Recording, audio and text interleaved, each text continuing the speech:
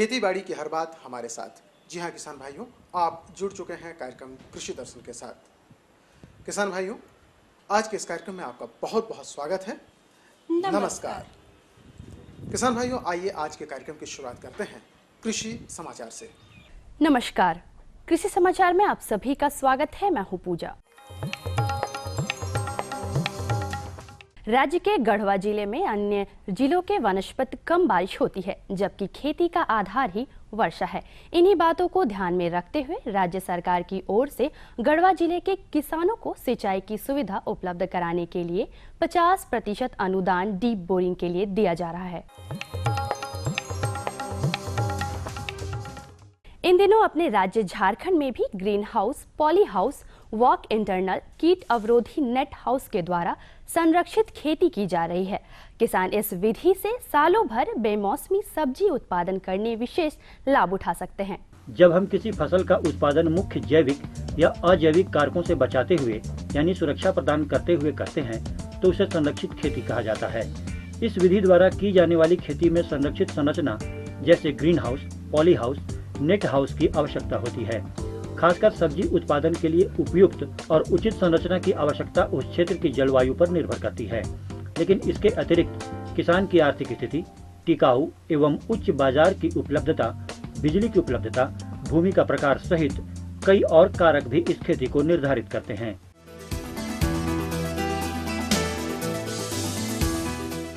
खासकर अभी के मौसम में अरहर फसल में दीमक और पत्रभक्षी कीटों का प्रकोप बढ़ जाता है। जड़ में लगने वाले दीमक के नियंत्रण के लिए प्रति लीटर पानी में 1 मिलीलीटर की दर से क्लोरोपाइरीफास का घोल बनाकर जड़ों में डालें और पत्रभक्षी कीटों के नियंत्रण के लिए 1 मिलीलीटर क्विनालफास प्रति लीटर पानी की दर से मिलाकर घोल का छिड़काव करें। जैसा कि अभी का मौसम है, कभी झमाझम बारिश तो कभी तेज खिली हुई धूप। ऐसे मौसम में फसलों में कीट का प्रकोप बढ़ जाता है। जो किसान अपने खेतों में अरहर की खेती कर रहे हैं वो पौधों की जड़ों में लगने वाले दीमक से एहतियात बरतें और अरहर की पत्ती खाने वाले कीड़ों को चुनकर पत्तों में बांधकर जमीन में गाड़ दें। इसके अलावा कीटनाशी दवाइयों का भी छिड़काव करें। हाँ, वर्तमान समय में खास करके अरहर की फसलों में दीमक का प्रकोप हो रहा है। जो दीमक जो है उसको जड़ों को काट देता है और पौधा सूख जाता है और कभी कभी किसान भाई देखेंगे कि उसके अंदर में वो दीमक रहता है और चलता रहता है, अपना घर बना लेता है। तो अभी के समय में दीमक का नियंत्रण करना बहुत ज़रूरी है। इसके लिए किसान भाई अगर देखते हैं उनके खेत में दीमक लग गया है तो एक क्लोरोपाइरीफास दवा जो आती है उसकी 1 मिलीलीटर मात्रा को 1 लीटर पानी में मिला लें और मिलाने के बाद जड़ के पास उसका छिड़काव करें, उसको ड्रेंचिंग करें ताकि उससे दीमक का नियंत्रण हो जाएगा। झारखंड में उपजाई जाने वाली जड़दार सब्जियों में एक प्रमुख फसल है गाजर। गाजर के पुसा यमदागिनी, नयन टीच और पुसा नयन ज्योति जैसे उन्नत प्रभेदों का चयन बेहतर विकल्प साबित हो सकता है। इनकी उत्पादन क्षमता 25 से 30 टन प्रति हेक्टेयर है। किसान इस समय गाजर के बेहतर उत्पादन के लिए पूसा नयन ज्योति, पूसा यमदाग्नि और 90 नामक गाजर के उन्नत प्रभेद लगाएं। ये तीनों किस्में संतरी रंग वाली है और इनकी बुआई के लिए सबसे उपयुक्त समय सितंबर से ही शुरू हो जाता है। बुआई 45 सेंटीमीटर के अंतराल पर बनी मेढ़ों पर 2 से 3 सेंटीमीटर की गहराई पर करें और पतली मिट्टी की परत से ढक दें। लगभग 2.5 से 3 महीनों में गाजर जड़ें निकास के लिए तैयार हो जाती हैं और लगभग 25 से 30 टन प्रति हेक्टेयर की दर से उपज देती है। प्रोट्रे उस कृषि उपकरण का नाम है जिसमें बिचड़ा उत्पादन का काम काफी सुविधाजनक तरीके से किया जाता है। विशेषकर पौधशाला में इसकी काफी उपयोगिता है। इसमें छोटे छोटे खाने बने होते हैं जिसमें बिचड़ों का बीजारोपण किया जाता है। छोटा प्रोट्रे में 50 पौधे और बड़े में 104 पौधे लगाए जा सकते हैं। किसान भाई अगर स्वस्थ सब्जी का बिचड़ा तैयार करना चाहते हैं तो इसके लिए प्रोट्रे या प्लास्टिक के ट्रे में सब्जी का बिचड़ा लगाएं। इसके लिए 3 चीजों की जरूरत होती है। पहला, प्रोट्रे या प्लास्टिक का ट्रे, दूसरा कोकोपीट और तीसरा केंचुआ खाद। सब्जी बिचड़ा उत्पादन का ये एक बेहतर तकनीक है।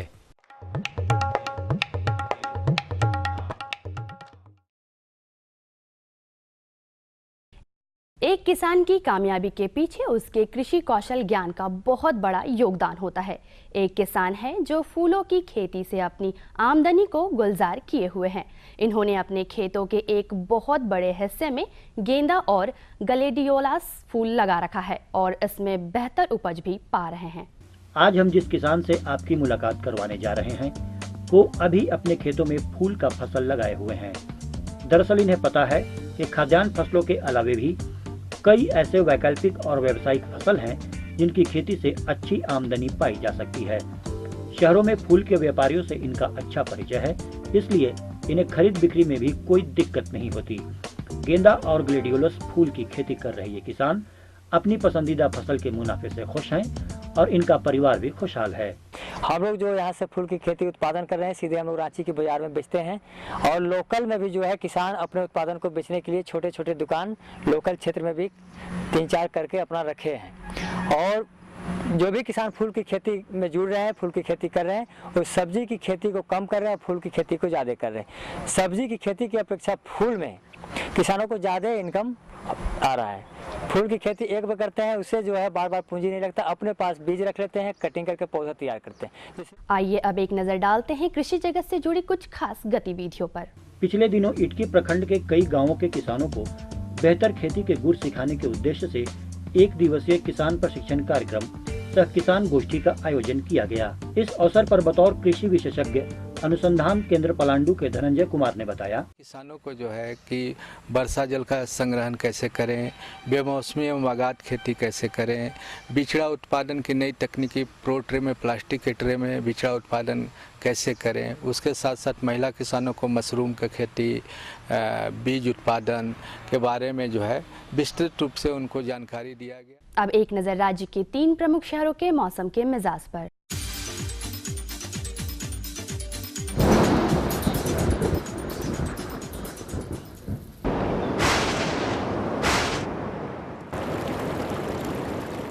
आज राज्य के 3 प्रमुख नगरों के दर्ज तापमान कुछ इस प्रकार हैं।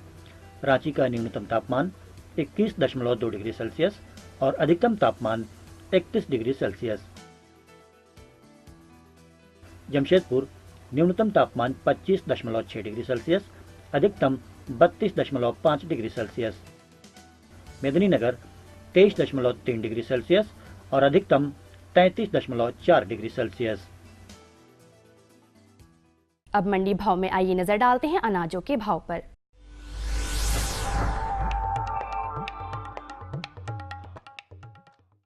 आज कृषि उत्पाद बाजार समिति पंडरा रांची में दर्ज किए गए विभिन्न खाद्यान्नों के थोक भाव कुछ इस प्रकार हैं।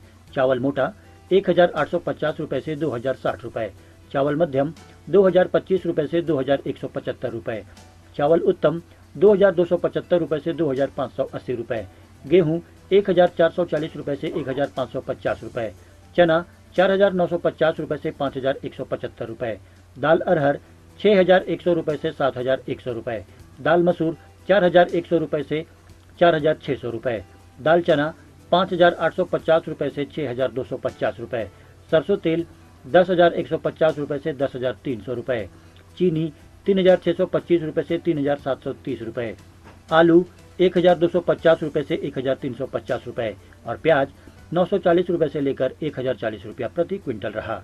कृषि समाचार में आज इतना ही। अगले दिन अगले अंक में फिर से मुलाकात होगी कुछ ताज़ा तरीन खबरों के साथ। तब तक के लिए दीजिए इजाजत। नमस्कार, जोहार।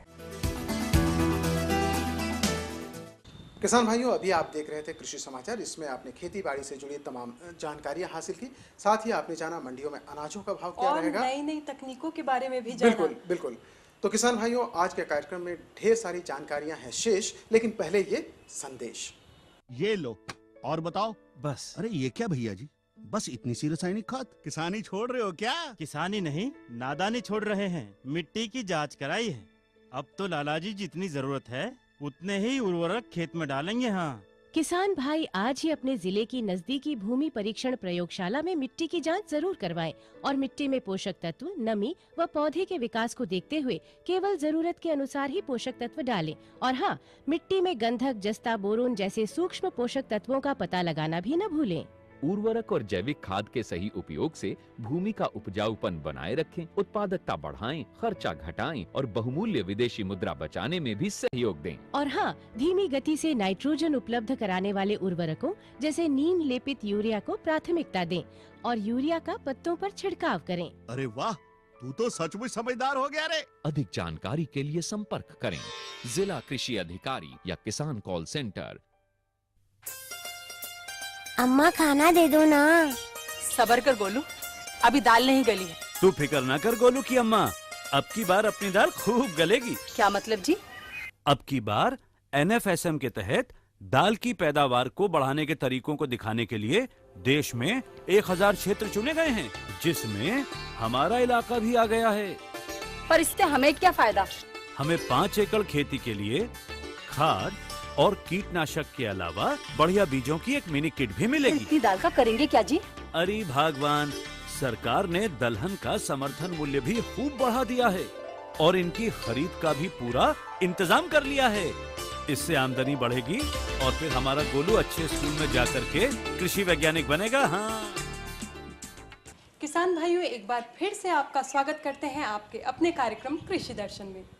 किसान भाइयों, आज हम बात करेंगे एक दलहनी फसल के बारे में। क्यों मास्टर जी? बिल्कुल, अल्पना जी बता रही हैं कि दलहनी फसल के बारे में किसान भाइयों को जानकारी होनी चाहिए। जी बिल्कुल, क्योंकि दलहनी फसल की श्रेणी में एक ऐसे दाल के बारे में बात करेंगे जिसका नाम आप जानते हैं, स्वाद भी लेते हैं और उससे स्वास्थ्य में भी आपके सुधार होता है। किसान भाइयों, अल्पना जी आज बात कर रही हैं अरहर की खेती के बारे में। बिल्कुल किसान भाइयों, अगर आप अरहर की खेती कर रहे हैं तो ये जानना बहुत ज़रूरी है कि आप अरहर की खेती कैसे करें, इसमें किस तरह के खाद एवं उर्वरकों का प्रयोग करें, साथ ही साथ निकाई गुड़ाई कब हो और बाकी और बहुत सारी जानकारियां हैं जो आपके पास होनी चाहिए। तो आइए आज के कार्यक्रम में इसी बात की जानकारी हासिल करें। जी, और इस बारे में आपको बताएंगे हमारे विशेषज्ञ डॉक्टर PK सिंह।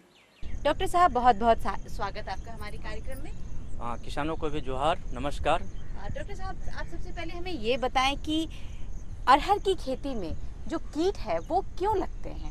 देखिए, कीट का एक स्वभाव होता है कि कीट बहुत जगह छुपे रहते हैं, ज़मीन में छुपे रहते हैं, जो हमारे अवशेष हैं उसमें छिपे रहते हैं, दूसरे पौधे पर छिपे रहते हैं। जब वो कीट को जो मिलता है पौधा, खास करके उनका एक स्वभाव होता है, तो वो आकर के पर्टिकुलरली वैरायटी में आकर के वो नुकसान करते हैं और खाते हैं और इस प्रकार हमारे काफ़ी नुकसान करते हैं। और हमारे किसान भाई खास करके अरहर में बहुत महंगा बीज लगाते हैं, बहुत मेहनत करते हैं, खाद डालते हैं और कई तरह के साधन करते हैं, और अगर वो सब करने के बावजूद भी अगर वो कीट का प्रबंधन नहीं करें तो उनको काफ़ी नुकसान हो जाता है, सारा मेहनत बेकार हो जाता है और किसान को बहुत ही कम मूल्य मिलता है अगर कीट प्रबंधन नहीं किया जाए, खास करके अरहर में और हमारे राज्य में। जी डॉक्टर साहब, ये तो बात हो गई कि कीट क्यों लगते हैं।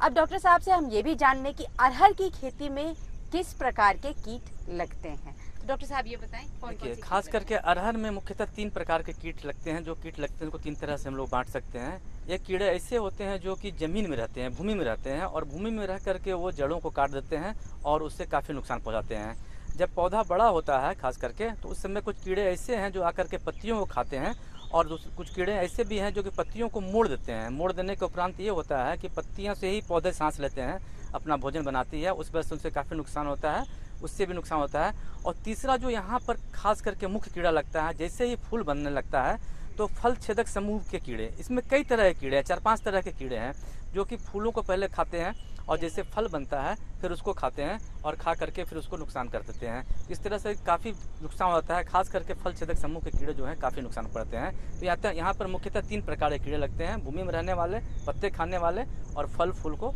खाने वाले कीड़े। 3 प्रकार के कीड़े रह करके काफ़ी नुकसान पहुँचाते हैं। जी, तो देखा डॉक्टर साहब ने बताया कि 3 तरह के कीड़े होते हैं। तो आइए, जब कीड़ों का वर्गीकरण हमने कर ही लिया है तो सबसे पहले ये जान लें कि जो भूमि में लगने वाले कीड़े होते हैं वो कौन से होते हैं और उनका उपचार कैसे करेंगे। देखिए, यहाँ पर झारखंड राज्य में मुख्यतः जो किसान हैं ऊपरी भूमि में अरहर की खेती करते हैं और ऊपरी भूमि में खास करके लाल भूमि होती है, उसमें सबसे ज़्यादा प्रकोप होता है दीमक का। और ख़ास करके वहाँ होता है जहाँ वर्षा कभी कभी बीच बीच में रुक जाती है, तो वो दीमक जो है काफ़ी नुकसान करता है पौधों को। वो भूमि के जड़ों को काट देता है और काटने के बाद पौधे सूख जाते हैं। अगर किसान भाई देखेंगे भी तो वो उसके पौधे पर वो अपना मिट्टी का घर भी बना लेते हैं और उसी में रह के खाते हैं। इस तरह से दीमक जो है काफ़ी नुकसान कर देता है और ख़ास करके जब एक पौधा ही पूरा मर जाए तो उससे पूरा उपज ही खत्म हो जाता है उस पौधे से, और पौधों की संख्या कम हो जाती है और इससे काफ़ी उपज कम जाती है। और खास करके इस समय ये कीड़े में खास करके दीमक का भी बहुत ज़्यादा प्रकोप देखा जा रहा है। और जब भूमि में जब दीमक रहता है तो उसके नुकसान, उसके उपचार करने के 2 तरीके हैं, क्योंकि भूमि में हम बहुत सारा दवा डाल सकते हैं और तो दिक्कत है, तो इसलिए उसका नियंत्रण करना बहुत ज़रूरी है, जो अभी के समय में किसान भाई ये करें। खास करके एक दवा आती है क्लोरपाइरीफॉस, उसकी 1 मिलीलीटर मात्रा को 1 लीटर पानी में, अर्थात कहने का मतलब है अगर 15 लीटर का टीना है तो उसमें 15 मिलीलीटर दवा मिला लें। और किसान भाई नापने के लिए बहुत अच्छा है, एक ढक्कन जो होता है उसमें करीब 5 ml दवा आता है, उसको मिला करके उसका ड्रेंचिंग करें। ड्रेंचिंग का मतलब ये है कि पौधों पर छिड़काव नहीं करना है,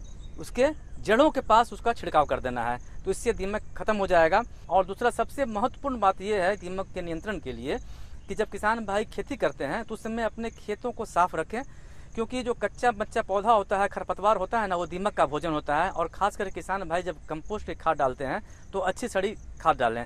कच्चा गोबर जो है वो दीमक का भोजन है, तो इससे बचें। तो ये अगर हम लोग करते हैं, खेतों को साफ रखते हैं और अच्छा कंपोस्ट डालते हैं तो उससे भी दीमक का प्रकोप कम हो जाता है। जी किसान भाइयों, पौधों की जड़ों में जो कीड़े लगते हैं उसके बारे में तो आपको जानकारी मिल चुकी है, तो आइए अब जान लें कि कौन से कीड़े किस वक्त और किस अवस्था में लगते हैं, उसके बारे में भी हमारे डॉक्टर साहब हमें बता दें। डॉक्टर साहब आप हमें बताएं। देखिए दीमक तो कभी भी लग जाता है, और दूसरी बात है कि अगर भूमि बीज उपचार करके हम लोग लगाएंगे तो दीमक नहीं लगेगा। और दूसरी बात अवस्था की है, तो पत्ते खाने वाले कीड़े जो हैं खास करके ये अगस्त और सितंबर में आते हैं, जो अभी के समय में हैं। 2 तरह के पत्ते खाने वाले कीड़े आ रहे हैं। जब पत्ते में एक तो है कि कीड़ा जो है पत्तों को बांध देता है और बांध के उसके अंदर में रहता है, और कभी कभी किसान भाई देखेंगे जब कि उसमें एक थूकनुमा फेन जैसा छोड़ देता है, तो वो कीट का स्वभाव होता है, वो अपने अंडे को बच्चों को बचाने के लिए उस तरह करता है। और दूसरा अभी के समय में जो होता है एक भुआ पिल्लू होता है, रोएदार पिल्लू, वो भी आकर के पत्तों को खा जाता है और काफ़ी नुकसान पहुंचाता है। तो वर्तमान के समय में जो भी वेजिटेटिव ग्रोथ है, मतलब वनस्पतिक अवस्था है पौधों की, रहड़ की, उसमें पत्ते को खाने वाले कीड़े और पत्ते को बांधने वाले कीड़े अभी आ रहे हैं खेतों में हमारे। तो देखा डॉक्टर साहब ने हमें समय और अवस्था भी बता दी, तो आइए अब जाने कि पत्तों में और फलों में खास करके जब आपके अरहर आ जाएंगे पेड़ में तब कौन कौन से कीड़े लगेंगे और आपको क्या क्या उपाय करने हैं। देखिए अभी के समय में खास करके पत्ते खाने वाले कीड़े आ रहे हैं और पत्ते बांधने वाले कीड़े आ रहे हैं। तो किसान भाई ऐसा है कि खास करके भी बहुत जल्दी दवा नहीं डालना चाहिए खेतों में, क्योंकि दवा डालना एक महंगा ही पड़ता है और हमारा पर्यावरण भी दूषित होता है। अगर आप देखें कि खेत में पत्ते बांधने वाले कीड़े आ गए हैं तो कम है तो उसको किसान भाई हाथ से तोड़ करके उसको अपने ज़मीन में गाड़ दें। ऐसा करने से ये होगा कि कीड़े की जो पीढ़ी है, अगली पीढ़ी नहीं आएगी, वो समाप्त हो जाएगी। अगर बहुत ही ज़्यादा लग गया है खेतों में कीड़ा, ऐसा दिख रहे हैं और किसान के पास समय नहीं है और ये हाथ से तोड़ करके उस मैंने नुकसान हुए पौधों को वो ज़मीन में नहीं गाड़ सकते हैं, तो एक दवा आती है क्यूनलफास, उसकी 1 मिलीलीटर मात्रा को 1 लीटर पानी में मिला के बना लें सोल्यूशन और उसका छिड़काव करें। और अभी के समय में छिड़काव करते समय ये बात हमें ध्यान रखना है कि वर्षा हो जाती है, कभी कभी किसान भाई दवा डाल ले और बारिश हो गई तो दवा धुल जाता है और उतना असरकारक नहीं रहता है। तो ऐसी अवस्था में किसान भाई एक टिपॉल मिलता है बाजार में, अगर किसी किसान के पास टिपॉल नहीं मिलता है तो गांव में एक सस्ता वाला शैम्पू ही मिल जाता है, वो भी नहीं मिला तो एक सरफ होता है। जब कोई भी आप सोल्यूशन बनाएं तो उसमें थोड़ा सा सरफ डाल दें या सस्ता वाला शैम्पू डाल दें, 1 बूंद डाल दें। और यहीं तो टिपॉल जो होती है उसकी 0.5 ml 1 लीटर पानी में डाला जाता है, तो उसको डाल करके तो उसके बाद उस घोल में दवा के साथ मिलाकर उसको छिड़काव करें। ऐसा करने से ये होता है कि जो दवा जो होती है पत्तियों से चिपकी रहती है और चिपके रहने से उसका असर काफ़ी देर तक रहता है और वर्षा हो जाने के बाद भी उसका प्रभाव उतना समाप्त नहीं होता है। तो ये काम जरूर करें। अभी जैसे रहड़ अभी बढ़ रहा है और 1-1.5 महीने के बाद रहड़ों में फूल आएगा, फूल आने के बाद एक फल बनेगा और तो उस समय जो है फल छेदक समूह के कीड़े काफ़ी एक्टिव हो जाते हैं, काफ़ी सक्रिय हो जाते हैं। तो आप उस समय किसान भाई अभी क्या करें, जब किसान के खेत में 50% तक फूल निकल गया है रहड़ का, तो एक इंडाक्सोकार्ब दवा आती है, उसकी 1 मिलीलीटर मात्रा को 2 लीटर पानी में मिला लें और मिलाने के उपरांत उसका जरूर छिड़काव करें। इससे यह होगा कि फल छेदक समूह के और फूल खाने वाले कीड़े का बहुत ही अच्छा नियंत्रण हो जाएगा और किसान भाई को काफ़ी लाभ होगा। ये काम को जरूर करें और इस दवा को 15 दिन के बाद पुनः रिपीट कर दें, दोहरा दें, क्योंकि वो कीड़े जो होते हैं फल को छेद करके खा जाते हैं, दाने को खा जाते हैं, जिससे किसान की बहुत आर्थिक हानि होती है। और यहाँ हम लोग देखें अगर उसका नियंत्रण नहीं करते हैं उस अवस्था में तो 70% तक नुकसान हो जाता है। तो ये करना बहुत जरूरी है। क्या करूं? हाँ मैं ऐसे ही करूंगा। हाँ अच्छा मैं जा रहा हूँ। अच्छा जी जी जी हाँ जी जी जी किससे बात कर रहे थे इतना हंस हंस कर? किसान कॉल सेंटर, विशेषज्ञ से खेती के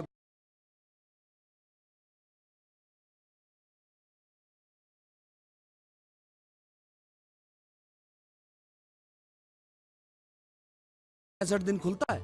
और इतना फोन का बिल कौन भरेगा? अरे किसान कॉल सेंटर की सेवा मुफ्त है। पर तुम ये सब क्यों पूछ रही हो? मैं तो कुछ और ही समझी थी। किसान भाई कृषि संबंधित समस्याओं का अपनी भाषा में तुरंत समाधान पाने के लिए पूरे भारत में किसी भी फोन से राष्ट्रीय हेल्पलाइन नंबर 1800-1801-551 पर संपर्क करें। किसानों का दोस्त किसान कॉल सेंटर। आज तो वसूली करके ही जाऊंगा। घनश्याम, अरे ओ घनश्याम, वो तो स्कूल गए हैं। स्कूल गया है।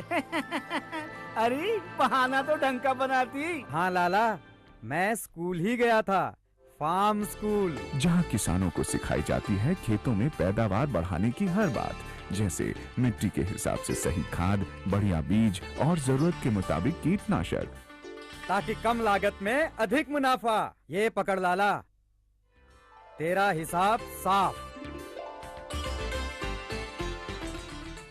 तो किसान भाइयों, आपने जाना कि अरहर की खेती के लिए कौन सी बातें जरूरी है और कौन सी सावधानियां मुफीद हैं।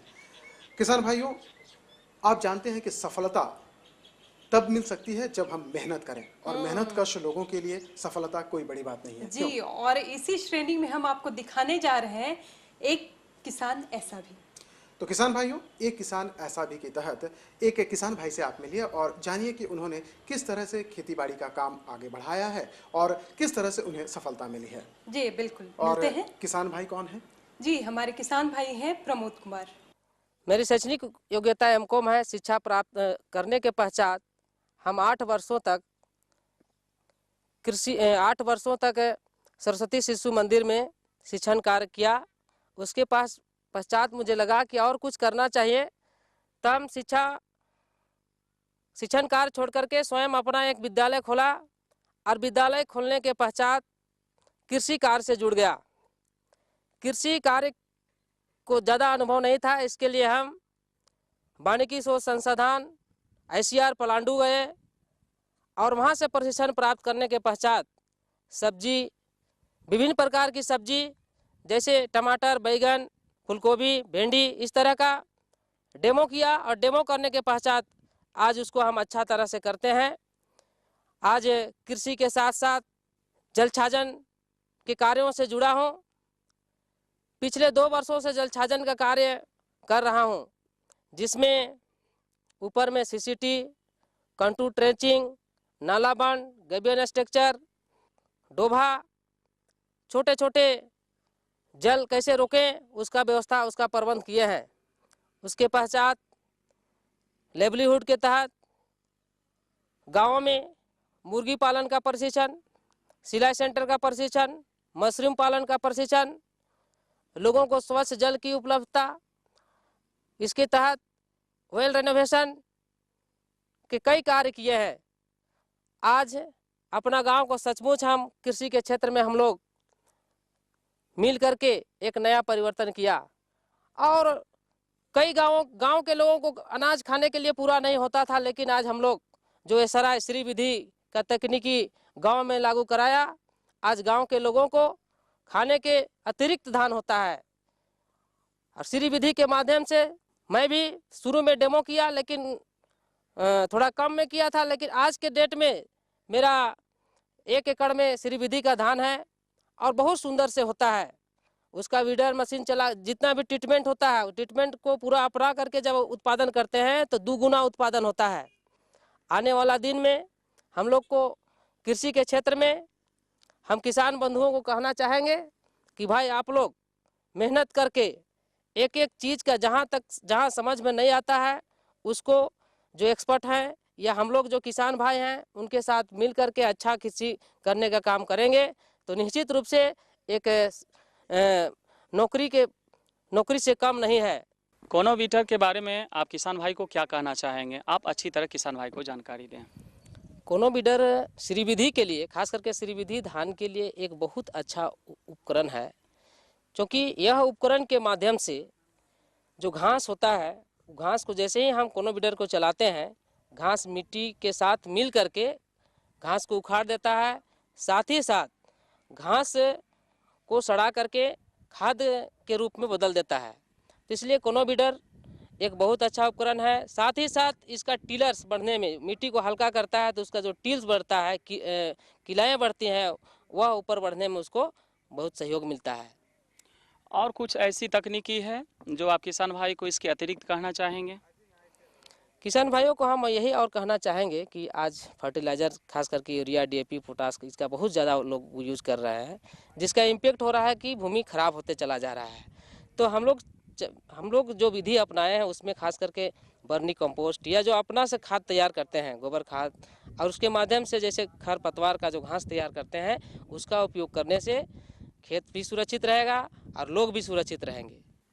तो देखा ना किसान भाइयों, हमारे एक सफल किसान जो है प्रमोद जी, जिन्होंने पढ़ाई के अतिरिक्त कृषि क्षेत्र में जुड़कर एक से एक तकनीकी चीज़ों को अपनाकर खासकर रोजगारों उन्मुखी शिक्षा देने के लिए वचनबद्ध हैं, कटिबद्ध हैं। मैं इन्हें बहुत बहुत धन्यवाद देता हूं। किसान भाइयों, आपको भी देता हूं नमस्कार, जोहर। किसान भाइयों, खेती बाड़ी के साथ मौसम के मिजाज का अन्योन्याश्रय संबंध है, इसलिए हम इस कार्यक्रम में आपको मौसम के मिजाज के बारे जरूर जानकारी देते हैं। तो आइए आज के कार्यक्रम में भी देखते हैं मौसम का मिजाज हमारे राज्य में कैसा रहेगा। भारतीय मौसम विज्ञान मंडल पुणे के अनुसार आज राज्य के विभिन्न प्रमुख शहरों का अधिकतम और न्यूनतम तापमान इस प्रकार से दर्ज किया गया।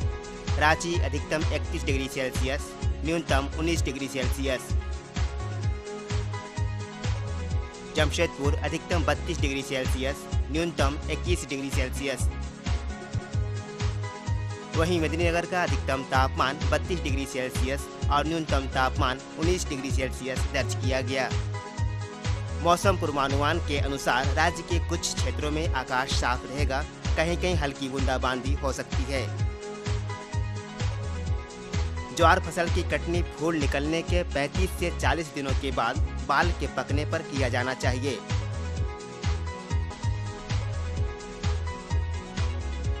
बालों को 2 से 3 दिनों तक धूप में अच्छी तरह सुखाकर इसके दाने को बाली से छुड़ाकर अलग कर लें।